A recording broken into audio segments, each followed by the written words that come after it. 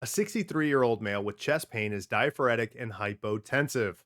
ECG shows ST segment elevation and leads 2, 3, and AVF.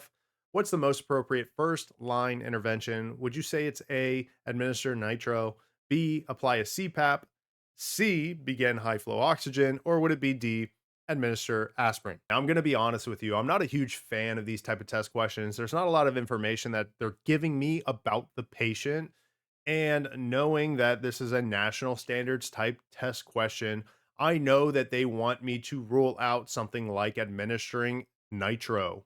Understand that maybe in your protocols, you're allowed to give nitrates to somebody with an inferior wall MI, but somebody who's taking a national standard exam, they are still not allowed to do that. So we're going to go and stay away from A. B makes no sense at all. We're not going to use continuous positive airway pressure. We're going to stay away from B. When I was in paramedic school, C would have totally been the right answer. And I bet you a lot of you that are listening to this right now are probably like, yeah, I would go with C. National standards are trying to get away from just throwing oxygen on any patient that's having chest pain. Please know that if you're a student right now and you're sitting for a national exam, you need to be looking out for patients who are hypoxic.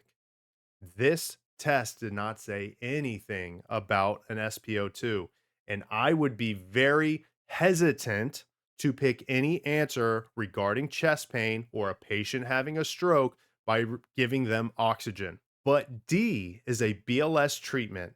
The only reason why I would not use aspirin is if my patient has history of bleeding in their stomach or if my patient is allergic to aspirin. I know neither of those is stated in the test question, but seeing that this is a national standard type test question, I would go with D, aspirin, over any other answer that's there.